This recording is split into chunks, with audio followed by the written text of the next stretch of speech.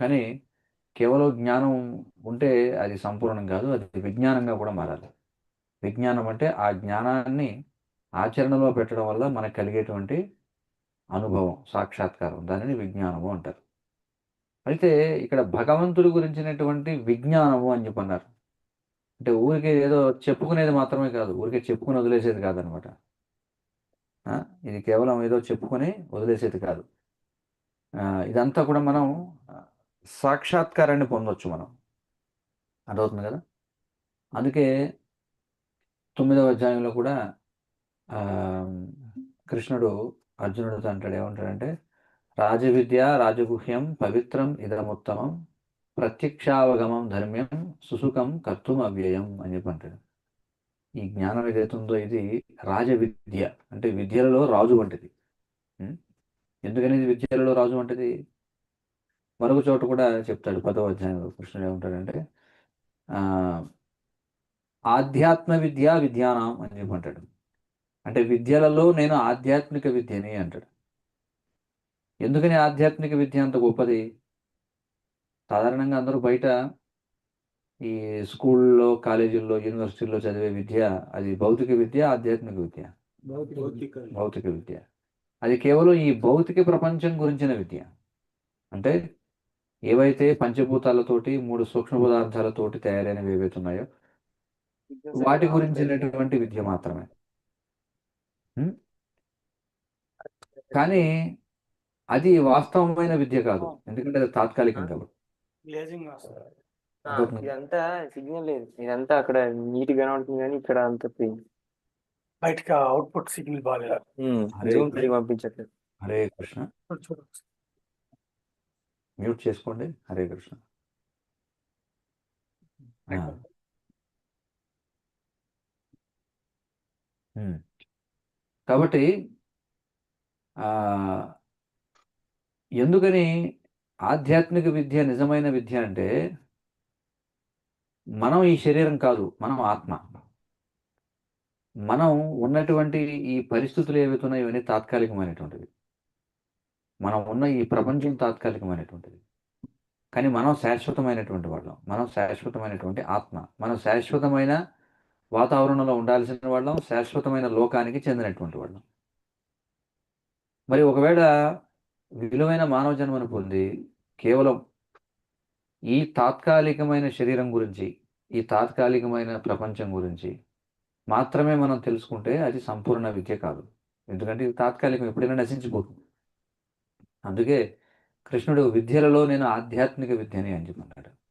ఆధ్యాత్మిక విద్య అంటే ఆత్మ సంబంధమైన విద్య, అది నిజమైనటువంటి విద్య. మరి ఆ విద్య ఏదైతే ఉందో అది ఆ, దాని గురించి కేవలం తెలుసుకోవడం మాత్రమే కాదు, అనుభవం కూడా మనం పొందొచ్చు అనమాట. అందుకే రాజవిద్య అని చెప్పన్నారు దాన్ని. దేనిని? ఈ భగవద్గీతలో ఉన్న జ్ఞానం ఏదైతే ఉందో దాన్ని రాజవిద్య అన్నారు. విద్యలలో రాజు వంటిది. అలాగే రాజగుహ్యం, ఇది పరమ రహస్యమైనటువంటిది కూడా. అందరూ తెలుసుకోవాలని అనుకోరు. ఎంతమందికి తెలిసి ప్రపంచంలో చెప్పండి ఆధ్యాత్మిక విద్య గురించి? అలాగే ఇది పవిత్రం. ఇది ఏం చేస్తుందంటే ఎవరైతే ఈ విద్యను అభ్యసిస్తారో వారిని పవిత్రం చేస్తుంది. భౌతిక విద్య ఏం చేస్తుంది చెప్పండి? మనకి పూర్వం ఒక సామెత ఉంది, చదవక ముందు కాకరకాయ అన్నాడట, చదువుకున్న తర్వాత కేకరకాయ అన్నాడట. అంటే ఎంతగా భౌతిక విద్యలో ఒక వ్యక్తి ప్రావీణ్యుడు అవుతాడో అంతగా వాడు అపవిత్రుడు అయిపోతాడు. మనం చూస్తున్నాం కదా. ఆ? పల్లెటూరుల్లో అమాయకంగా ఉంటారు, వాళ్ళు ఎప్పుడైతే పట్టణాలకు వెళ్ళి చదువుతారో అందరూ పాడైపోతారు అక్కడికి వెళ్ళి. ఆ? ఏవైతే నేర్చుకోకూడనటువంటివన్నీ కూడా నేర్చుకుంటారు.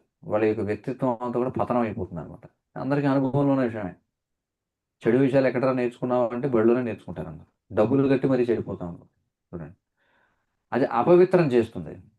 కానీ ఆధ్యాత్మిక విద్య పవిత్రం చేస్తుంది మనిషిని. పవిత్రం ఇదం, ఇది ఉత్తమము అని చెప్పున్నారు. ఉత్తమ అంటే ఉద్గత తమః, అంటే ఈ రజస్తమో గుణాలకు, సత్వరజస్తమో గుణాలకు అతీతమైనటువంటిది. ఏది? ఆధ్యాత్మిక విద్య. ప్రత్యక్షావగమం అంటే ఇది ఎవరికి వాళ్ళు అనుభవం పొందొచ్చు, అంతేగాని ఇది మనకి కాదు, ఎవరో సంబంధించింది, వాళ్ళకే ఇది అర్థమవుతుంది, మనకు అర్థం కాదు అనేది కాదనమాట. ప్రత్యక్షావగమం అంటే ఇప్పుడు ఏదైతే మీరు భగవద్గీతలో నేర్చుకుంటున్నారో అది మీరు కూడా అనుభూతి చెందొచ్చు.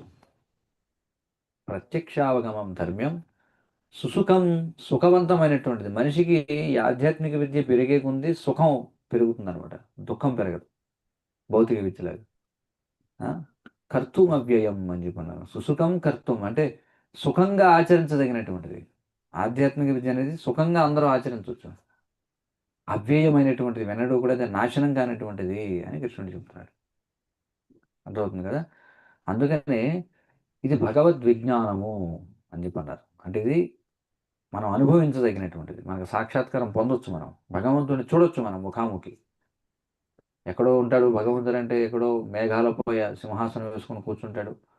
ఆ? ఆ, అలా కాదనమాట, మనం స్వయంగా కృష్ణుడిని ముఖాముఖి చూడవచ్చు.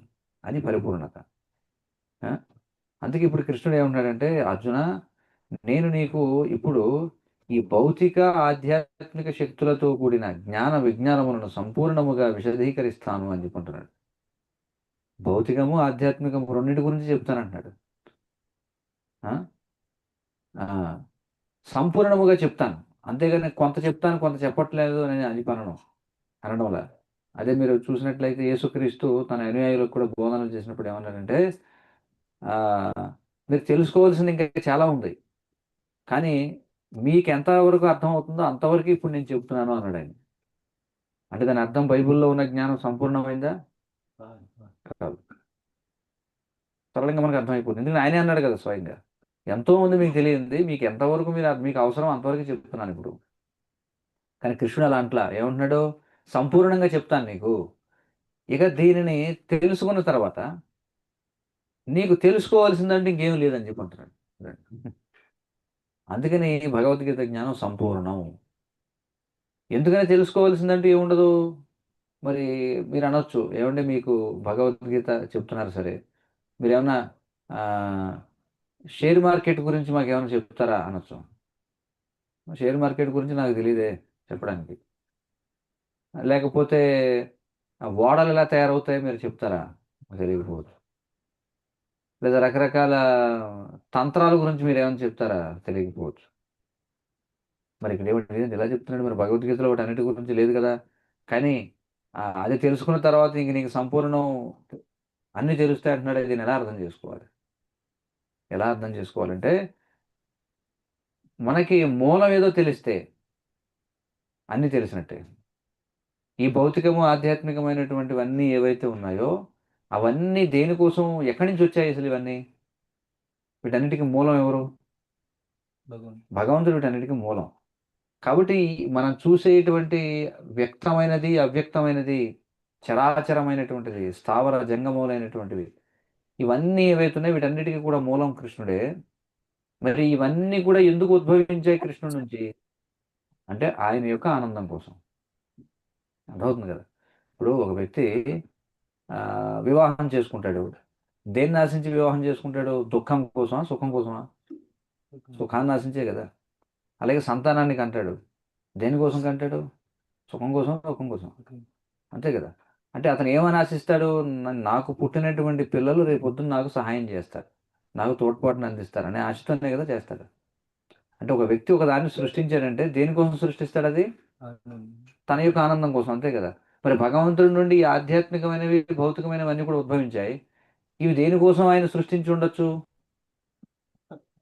ఆయన ఆనందం కోసమే, అంతేనా కదా. కాబట్టి ఇప్పుడు కృష్ణుడిని తెలుసుకుంటే అన్నీ తెలుసుకున్నట్టే. ఎలాగా? అది ఇక్కడ విషయం. అంటే కృష్ణుడే వీటన్నిటిని సృష్టించాడు. ఎందుకు సృష్టించాడు? ఆయన యొక్క ఆనందం కోసం. కాబట్టి మన పరిధిలో మనకి ఏవైతే భౌతికమైనవి ఉన్నాయో, వస్తువులు కావచ్చు లేదా ఆధ్యాత్మికమైనవి కావచ్చు, ఏవైతే ఉన్నాయో వాటన్నింటినీ కూడా మనం ఏం చేయాలి? ఏం తెలుసుకోవాలి? వాటికి భగవంతుడితో ఎలా సంబంధం ఉందో తెలుసుకోవాలి. తెలుసుకొని వీటన్నిటిని మళ్ళీ ఎవరి సేవలో వాడాలి?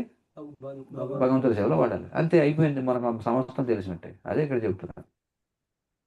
కాబట్టి 7వ అధ్యాయంలో మనం చూస్తే ఏ విధంగా కృష్ణుడు తానే సకల భౌతిక ఆధ్యాత్మికమైనటువంటి జగత్తులకు అన్నిటికీ తానే ఏ విధంగా మూలం అనేది మనకు వివరిస్తాడు.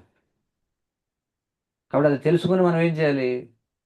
ప్రతిదాన్ని కూడా కృష్ణ సంబంధంగా చూడగలగాలి. ఏం చూసినా సరే, సృష్టిలో ఏది చూసినా ఇది భగవంతుని యొక్క శక్తి విస్తరణ అని తెలుసుకుని దానిని మన యొక్క సామర్థ్యం మేరకు భగవంతుని యొక్క సేవలో దాన్ని వినియోగించాలి. అదే కృష్ణ చైతన్యం అంటే, అంతకుమించి ఏం లేదు. చాలా సరళం. ఉం? ఉం. సంపూర్ణ జ్ఞానములో సంపూర్ణ జ్ఞానం అంటే ఏమిటి ఇక్కడ చెప్తున్నారు చూడండి. సంపూర్ణ జ్ఞానం అంటే భౌతిక జగత్తు మరియు దాని వెనుక గల తత్వము మరియు ఆ రెండింటి మూల కారణము. చూడండి, ఈ భౌతిక జగత్తు ఇలా కనిపిస్తుంది, కానీ దీని వెనుక ఆడించేది ఎవరు? కృష్ణుడు ఆడిస్తున్నాడు. ఆ, మరొక చోట కృష్ణుడు చెప్తున్నాడు, ఏమంటున్నాడంటే ఆ, జీవభూతస్య మహాబాహో ఏదం దార్యతే జగత్ అని చెప్పి అంటాడు. మమయవాంశో జీవలోకే జీవభూత సనాతన మనస్సష్టాని ఇంద్రియాన్ని ప్రకృతి స్థాని కర్షతి అని చెప్పి అన్నాడు. కృష్ణుడు ఏమన్నాడు, ఈ జీవులన్నీ కూడా నా యొక్క అంశాలే. ఆ, ఆ, వీళ్ళు ఏం చేస్తున్నారు? ఈ జీవులందరూ కూడా మనస్సష్టాని ఇంద్రియాన్ని, మనసుతో కలిపి 6 అయినటువంటి ఇంద్రియాలు ఏవైతే ఉన్నాయో, అంటే జ్ఞానేంద్రియాలు 5, మనసు 1, 6. వీటితో కలిపి ప్రకృతి స్థాని కర్షతి, ప్రకృతిలో పడి ఎలాగ చూడండి, మన చెరుగ్గరం తీసుకెళ్ళి యంత్రంలో పెడితే అది ఎలాగ పిప్పి చేస్తుంది. అలాగే మనం ఏం చేస్తున్నాం, మన ఈ 6 ఇంద్రియాలు, నియంత్రణ లేనటువంటి ఈ 6 ఇంద్రియాలు మనల్ని పిప్పి చేసేస్తున్నాయి అనమాట జీవిని. మరొక చోటన కృష్ణుడు చెప్తాడు, ఏమంటాడు, ఈశ్వర సర్వభూతానాం హృదయేశోర్జున తిష్టతి భ్రామయన్ సర్వభూతాన్ని యంత్రారూఢాన్ని మాయయా అని చెప్పుకుంటాడు. ఈశ్వరుడు అంటే నియంత్రించేటువంటి వాడు సర్వజీవుల యొక్క హృదయేశో అంటే హృదయ భాగంలో ఉన్నాడు. మరి ఈ జీవులన్నీ కూడా ఏం చేస్తున్నాయి? యంత్రారూఢాన్ని మాయ చేత, ప్రకృతి చేత ఇవ్వబడినటువంటి యంత్రాలలో అధిరోహించి వాళ్ళు ఊరేగుతూ ఉన్నారు అని చెప్పి అంటున్నాడు. ఆ శ్లోకం అంటే మొదటి పంక్తి, ఏదం దార్యతే జగత్ జీవభూతాం మహాబాహు ఏదం దార్యతే జగత్. ఆ శ్లోకంలో ఏమంటున్నాడంటే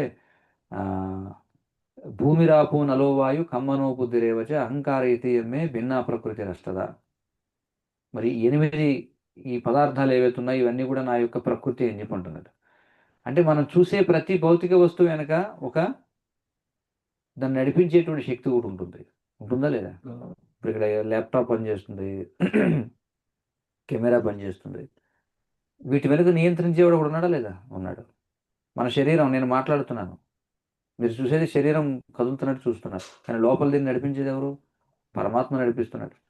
అందుకే సంపూర్ణ జ్ఞానం అంటే ఏమిటంటే ఈ భౌతిక జగత్తు గురించి, దాని వెనుక ఉన్న తత్వం ఎవరున్నారు దాని వెనుక? పరమాత్మ, ఆత్మ ఇద్దరున్నారు. ఈ రెండింటి మూల కారణము ఎవరు? రెండింటి మూల కారణము కృష్ణుడు. వీటి గురించినటువంటి జ్ఞానం ఉంటుంది అది. కాబట్టి జ్ఞానము అంటే సంపూర్ణ జ్ఞానము అంటే నిర్వచనం ఎవరిని అడిగాను అనుకోండి, వాట్ ఈజ్ నాలెడ్జ్ అని అడిగారు. జ్ఞానం అంటే ఏమిటి అంటే మనం ఏం చేయాలి? భౌతిక పదార్థము అంటే ప్రకృతినే భౌతిక పదార్థం. ప్రకృతి పురుషుడు. ప్రకృతి వెనుక పురుషుడు ఉన్నాడు. 2 పురుషులు ఉన్నారు. ఒకటి పరమ పురుషుడు, ఎవరు? పరమాత్మ. రెండవది జీవాత్మ. ఈ ఈ రెండింటికి కూడా మూలం ఎవరు? వీటన్నిటికీ కూడా మూలం ఎవరు? భగవంతుడు. దీనికి సంబంధించిన దాన్ని ఏమంటారు? సంపూర్ణ జ్ఞానం అంటారు. అదే దివ్య జ్ఞానము. అర్జునుడు మరి ఎందుకని ఈ దివ్య జ్ఞానాన్ని అర్జునుడికి ఇవ్వాలనుకున్నాడు? ఎంతోమంది ఉన్నారు కదా ఆ సమయంలో.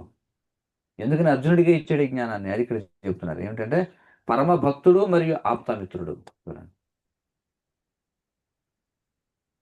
భక్తి అంటే 3 ఉన్నాయి ఇక్కడ. భగవంతుడు, భక్తుడు, వారి మధ్య భక్తి. భక్తి అనేది భక్తుడిని భగవంతుడితో అనుసంధానం చేస్తుంది. మరి భక్తుడు భగవంతునితో ఏ విధంగా సంబంధంలో ఉండవచ్చు అంటే 5 రకాల సంబంధాలు ఉన్నాయి ముఖ్యంగా. శాంతము, దాస్యము, సఖ్యము, వాత్సల్యము, మాధుర్యం అనేటువంటివి.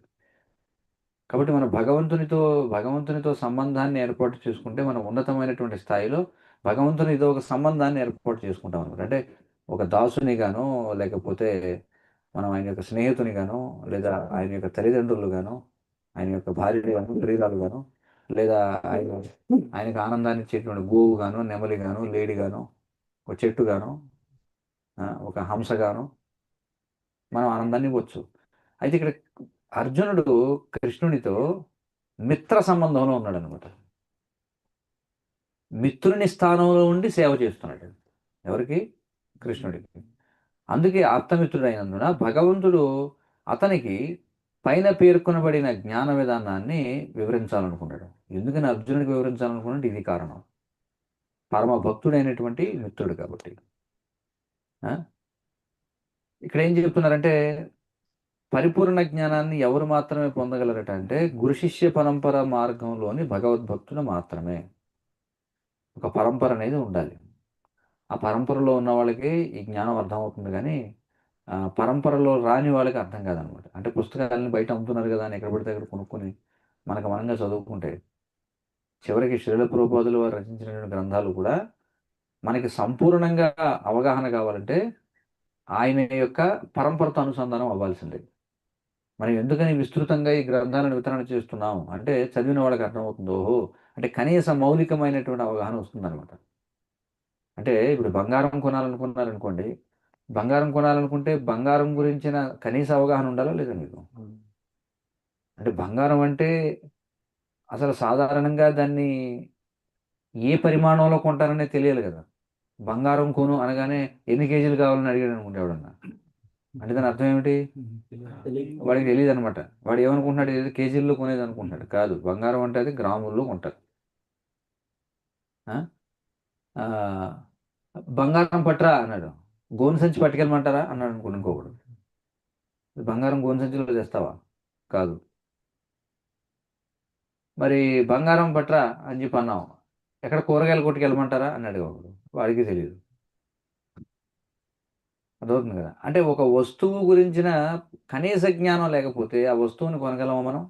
కొనలేం. కనీస జ్ఞానం కూడా లేకపోతే మనం మోసపోతాం. ఇప్పుడు సమాజంలో అందరూ అదే కదా జరుగుతుంది. ఏమిటంటే భగవంతుడు అనేది మాట విన్నారు, భగవంతుడు అనేవాడు ఉన్నాడని తెలుసు అందరికీ. అంటే ఏదో ఒక పరమశక్తి నియంత్రిస్తుంది అన్నిటిని అని తెలుసు, కానీ దాని గురించిన ఎలాంటి మౌలిక అవగాహన లేదు. ఎవడో వచ్చి ఉడికి దాంట్లో చేపెట్టి తిప్పాడు అనుకోండి, అమ్మో ఈయనే భగవంతుడు అనేస్తాడు ఒకడు. షిరిడి సాయిబాబా ఏదో ఉడికి దాంట్లో చేయబెట్టి తిప్పాడంట భగవంతుడు.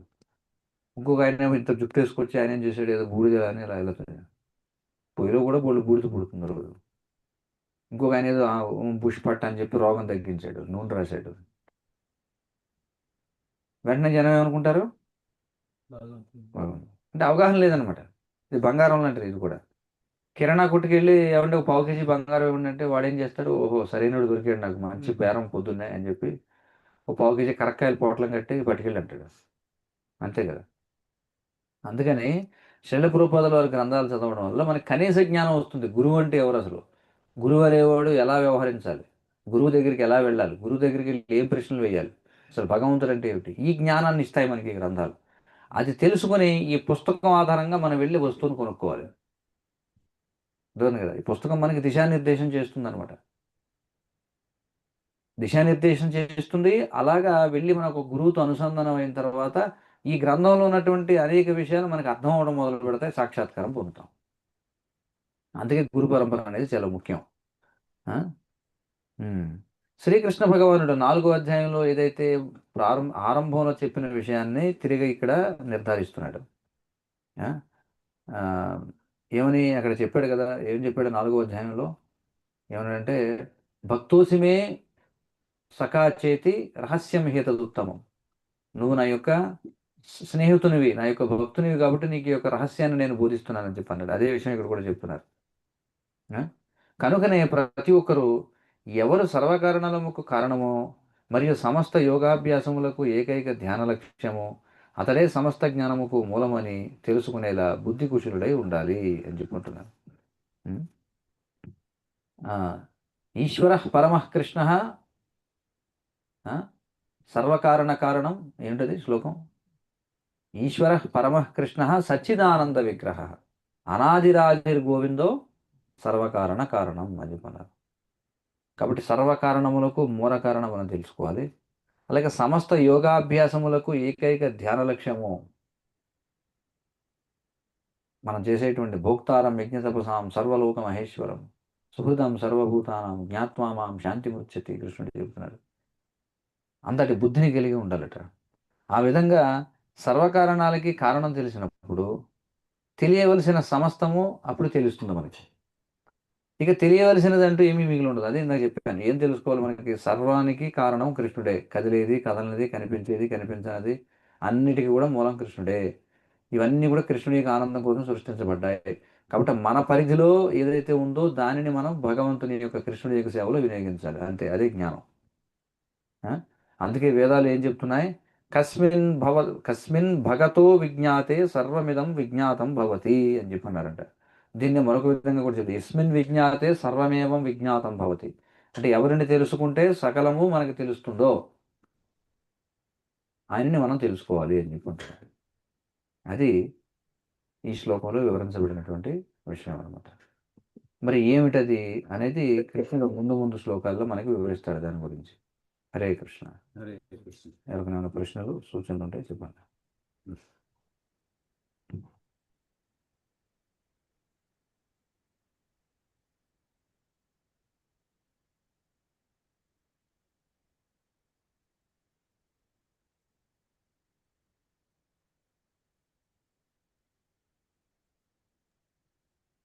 ఏమైనా హరే కృష్ణ. ప్రశ్నలు సూచనలు ఉన్నాయా? ఎవరికైనా చెప్పండి.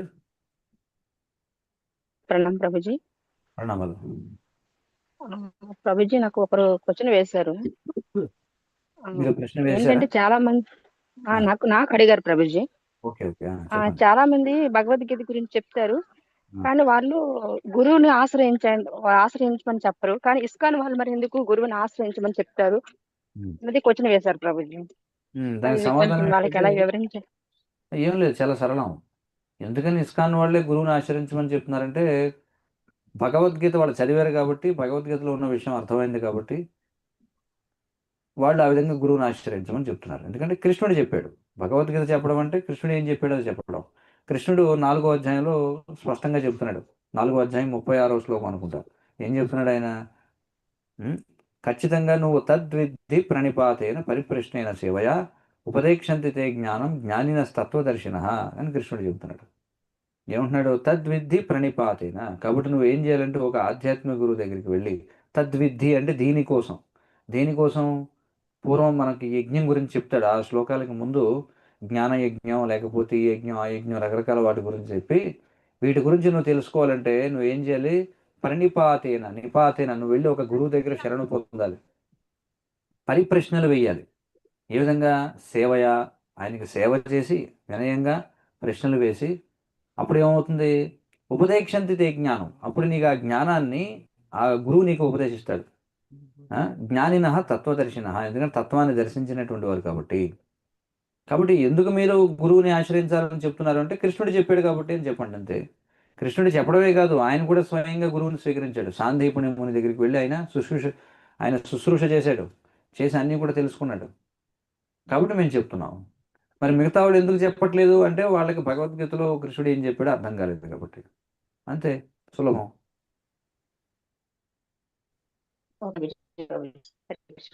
హరే కృష్ణ. హరే కృష్ణ ప్రభుజీ. దండవత్ ప్రణాం ప్రభుజీ. దండవత్ ప్రణాం. చెప్పండి ప్రభుజీ. ప్రశ్న ఏం లేదు, కానీ ఒక విషయం చెప్పాలి. అంటే మీ క్లాస్ లో ఒక గురువారం క్లాస్ లో చెప్పారు, దీక్ష అంటే తమాషా కాదు అని. అది గురు మహారాజు యొక్క అనువాదం చెప్పారు ప్రభుజీ. అది మమ్మల్ని చాలా ఇన్స్పైరింగ్ చేసింది ప్రభుజీ. ఆ మాటలు చాలా అంటే భక్తిలో సిన్సియర్ అండ్ సీరియస్ గా ఉండాలని మమ్మల్ని ప్రేరేపించాయి. అప్పటి నుంచి కొంచెం సిన్సియర్ అండ్ సీరియస్ గా ఉంటున్నాం ప్రభుజీ. నెక్స్ట్ జపం కూడా చేస్తున్నాం ప్రభుజీ. మంచిది. చాలా ధన్యవాదాలు ప్రభుజీ. హరే కృష్ణ. ధన్యవాదాలు. హరే కృష్ణ. హరే. ఇంకెవరికైనా ఉన్న ప్రశ్నలు ఉన్నాయా?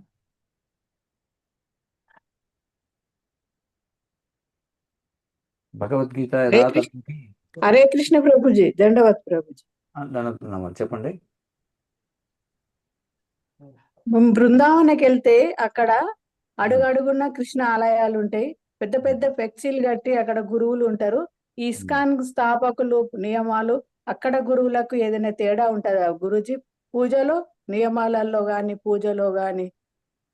చూడండి, ఒకవేళ వైష్ణవ సాంప్రదాయాలు అయితే అన్ని వైష్ణవ సాంప్రదాయాలలోనూ పాటించాల్సిన నియమాలు ఒకటే. 4 నియమాలు అందరూ పాటించాలి. మద్యం, మాంసం, దూలం, వ్యభిచారం వీటికి దూరంగా ఉండాలి. ఏ వైష్ణవ సాంప్రదాయం అయినా సరే బ్రహ్మ ముహూర్తంలో భగవంతుని సేవించాలి. ఇవన్నీ అందరికీ సమానంగా ఉంటాయి. అలాగే ఆ, కలియుగంలో హరినామ సంకీర్తనం చేయాలి, ఇది కూడా సమానంగా ఉంటుంది. అయితే కొన్ని సాంప్రదాయాల్లో వాళ్ళు భగవంతుణ్ణి సేవించేటువంటి ఆ, రస వ్యత్యాసం అనేటువంటిది ఉంటుంది. అంటే కొంతమంది బ్రహ్మ సాంప్రదాయంలో అయితే వాళ్ళు ఆ, రాధాకృష్ణులను లేకపోతే రుక్మిణీ కృష్ణులను ఇలా ఆరాధన చేస్తారు. కొన్ని సాంప్రదాయంలో బాలకృష్ణుని ఆరాధన చేస్తారు. కొన్ని సాంప్రదాయంలో లక్ష్మీనారాయణ ఆరాధన చేస్తారు. ఈ విధంగా కొన్ని వ్యత్యాసాలు ఉంటాయి. అలాగే ఇప్పుడు ఇస్కాన్ అనేది ఇప్పుడు ఇది ప్రచార సంస్థ కాబట్టి ఎక్కువగా ప్రచారం స్ఫూర్తి ఎక్కువగా ఉంటుంది. ఆ, ఇలాంటి భేదాలు కొన్ని ఉంటాయి. ఇవి కాకుండా ఒకవేళ వాళ్ళు వైష్ణవ సాంప్రదాయాల్లో లేని వాళ్ళు అయితే అప్పుడు మరి నియమాల విషయంలో కూడా వాళ్ళు పాటించవచ్చు పాటించకపోవచ్చు మనకు తెలియదు. అందుచేతనే మనం ఇలాంటి యాత్రా స్థలాలకు వెళ్ళినప్పుడు మనకు తెలియనప్పుడు మనం ఒంటరిగా వెళ్ళకూడదు. మనం భక్తుల యొక్క సాంగత్యంలో వెళ్ళినట్లయితే ఎక్కడికి వెళ్ళాలి, ఎక్కడ దర్శించాలి, ఇవన్నీ కూడా భక్తులు మనకు తెలియజేస్తారు. కాబట్టి భక్తుల సాంగత్యంలోనే మనం భగవంతుని యొక్క తీర్థాలను సందర్శించాలి. హరే కృష్ణ.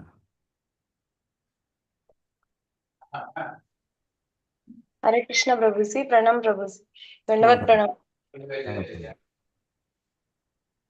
प्रभु जी. చిన్న సందేహం ప్రభుజీ. ఓ, ఈ భక్తిలోకి రాకముందు ప్రభుజీ మేము ఏ రోజు కూడా అనుకోలేదు భక్తిలోకి వస్తామని. ఏ రోజు కూడా ఊహించలేదు ఒక ప్రీషియస్ డైమండ్ దొరుకుతుంది, అది విలువైన వజ్రం దొరుకుతుంది అని. కానీ భక్తుల కృప వల్ల, నరోత్తమ ప్రభు కృప వల్ల మేము భక్తిలోకి వచ్చాం ప్రభుజీ. అనుకోకుండానే, మాకు తెలియకుండా, మేము ఏ రోజు కూడా ఊహించలేదు. అయితే ఆ అనుకోకుండానే జరిగింది కదా మా జీవితంలో భక్తి అనే ఒక అంశము.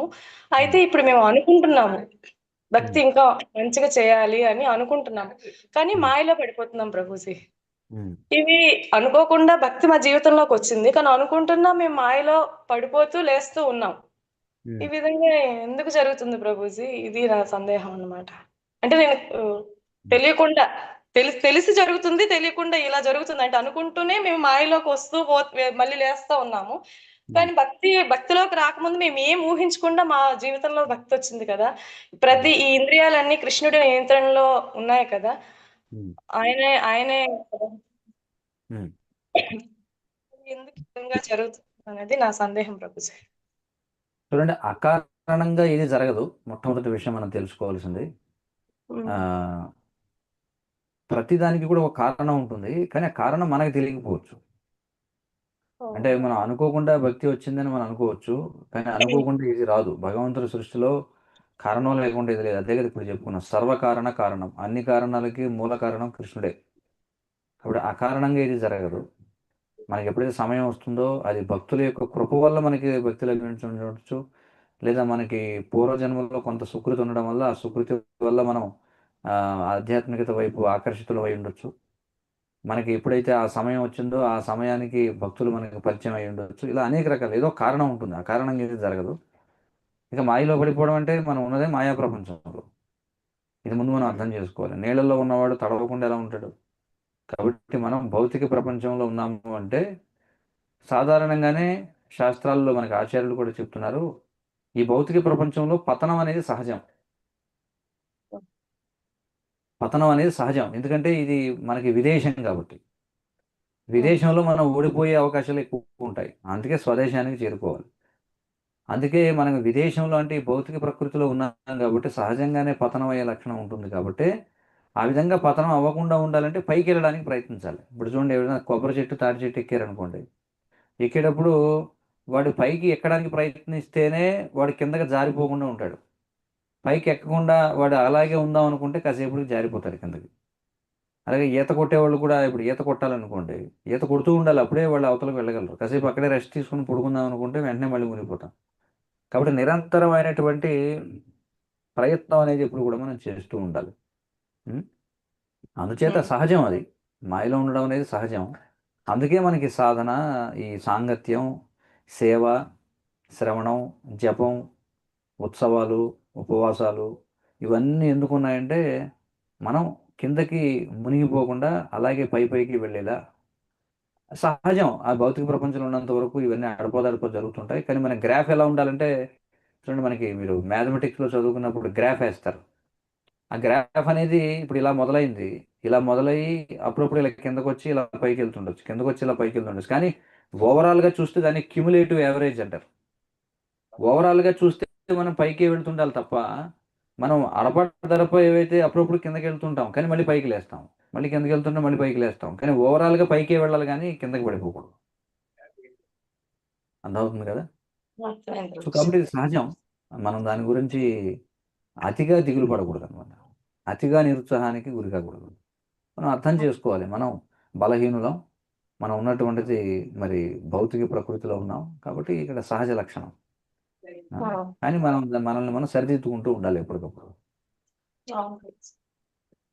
హరే ధన్యవాదాలు. హరే.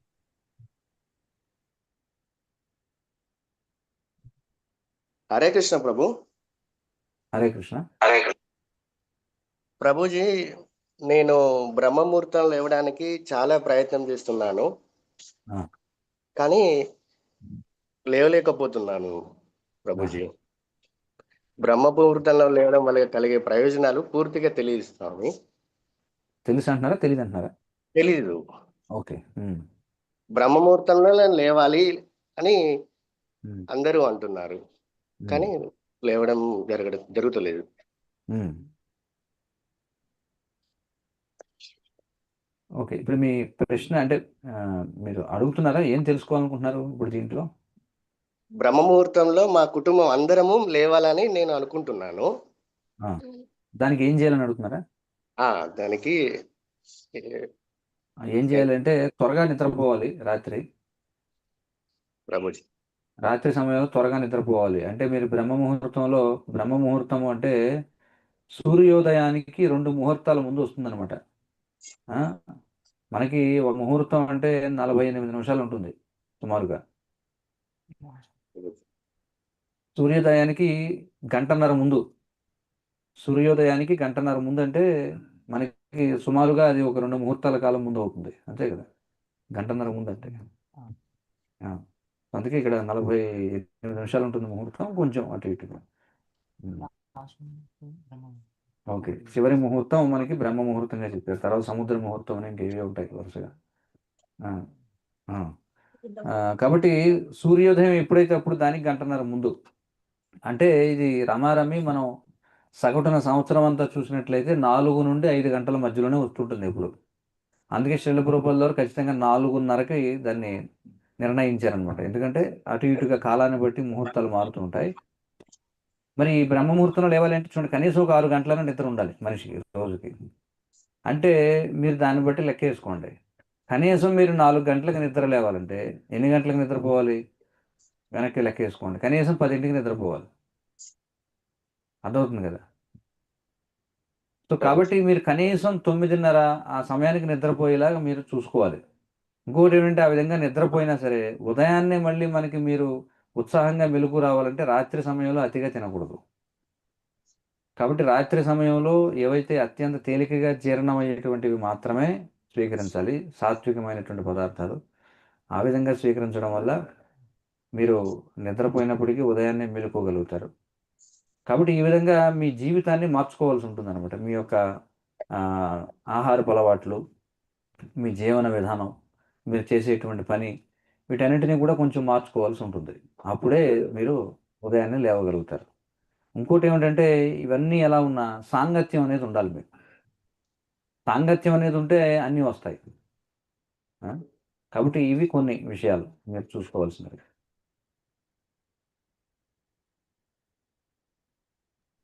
హరే సంతోషం. కృష్ణ. థాంక్యూ ప్రభుజీ. ఆ! సో, ఇంకోటి ఎందుకని బ్రహ్మ ముహూర్తంలో మరి సిద్ధంగా ఉండాలి అంటే, మరి భగవంతుడు ఆ సమయానికి ఆయన సిద్ధంగా ఉంటాడు. భగవంతుడు ఎప్పుడు బ్రహ్మ ముహూర్తంలోనే నిద్రలేస్తాడు. భగవంతుడు ఎప్పుడు కూడా ఆయన సూర్యోదయం అయ్యాక నిద్ర లేవడనమాట. మన వైదిక సదాచారం ఏమిటంటే, ఒక గౌరవనీయమైనటువంటి వ్యక్తిని మనం కలుసుకోవాలంటే అతనికంటే ముందు ఉండాలి ఇప్పుడు. అందుకే సూర్యోదయానికి ముందే నిద్ర లేవాలి తప్ప కనీసం సూర్యోదయం అయ్యాక నిద్ర లేవకూడదు. సూర్యోదయానికి ముందు లేస్తేనే గుడ్ మార్నింగ్ అంటారు దాన్ని. లేకపోతే ఎప్పుడు బ్యాడ్ మార్నింగే. ముఖ్యమైనటువంటి అతిథి వచ్చాక మనం వస్తే ఎలాగా? భగవంతుడు మేలుకోవడానికి ముందు మనం మేలుకోవాలి ఆయన భక్తులం అయితే. ఎందుకంటే అది మన సేవకులం. సేవకుడు ఎప్పుడు యజమాని కంటే ముందు ఉండాలి. మరి భగవంతుడు బ్రహ్మముహూర్తంలో నిద్రలు వేస్తారంటే మనం ఆయన కంటే ముందు లేచి సిద్ధంగా ఉండాలి ఆయన స్వాగతించడం కోసం. అందుచేత ఎవరైతే బ్రహ్మముహూర్తంలో నిద్రలేస్తారో వారు భగవంతుని యొక్క ప్రత్యేక కృపకు పాత్రులు అవుతారు. అందుకే ఎవరైతే బ్రహ్మముహూర్తంలో నిద్రలేచి భగవంతుని స్తుతిస్తారో వారు ఆధ్యాత్మికంగా గొప్ప పురోగతిని సాధిస్తారన్నమాట. కాబట్టి ఇందులో పెద్ద లాజిక్ ఏమీ లేదు, సింపుల్, సరళం. ఏమిటి? యజమాని కంటే సేవకుడు ముందు ఉండాలి. మరి యజమాని బ్రహ్మముహూర్తంలో లేస్తాడు అంతే. కాబట్టి మనం ఆయన కంటే ముందు సిద్ధంగా ఉండాలి. హరే కృష్ణ. హరే కృష్ణ ప్రభు. హరే ధన్వంతరి అవతారాన్ని ఏ ఏ పద్ధతిలో ఏ విధంగా వర్ణించినారు? ధన్వంతరి అవతారం గురించి భాగవతంలో చదవండి, ఉంది. భాగవతం పుస్తకాలు ఉన్నాయి కదా, అందులో చదివితే క్షీరసాగర మదనం చేసేటువంటి సమయంలో ధన్వంతరి ఆయన అవతరిస్తాడు. మరి ఆయుర్వేద శాస్త్రం ఏదైతే ఉందో అదంతా కూడా మరి ధన్వంతరి ఇచ్చినటువంటిది. మరి మీరు ధన్వంతరిని ఆరాధన చేయాలంటే ఆయన చెప్పినట్టుగా మీ జీవన విధానాన్ని అలవరుచుకుంటే ధన్వంతరిని పూజించినట్టు అవుతుంది. కాబట్టి ఆయుర్వేద శాస్త్రం ఉంది. ఆ శాస్త్రాన్ని అనుసరించి మీ యొక్క ఆహారపు అలవాట్లు కావచ్చు, మీ జీవన అలవాట్లు కావచ్చు, మీరు మార్చుకుంటే అప్పుడు ధన్వంతరిని పూజించిన వాళ్ళు అవుతారు. అవకాశం ఉందా? దొరుకుతుందా? ఉంది, దొరుకుతుంది. ఎవరిని అడగచ్చు? అడగండి, ఇక్కడ ఉన్న వాళ్ళని భాగవతం ఇస్తారు, అందులో చదవండి భాగవతం. హరే కృష్ణ. ఇంకేమైనా ప్రశ్నలు ఉన్నాయా?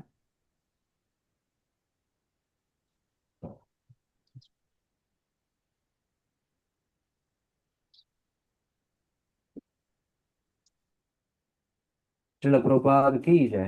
वांछा कल्पतरुभ्यश्च कृपा सिन्धुभ्यो च पतितानां पावनेभ्यो वैष्णवेभ्यो नमो नमः।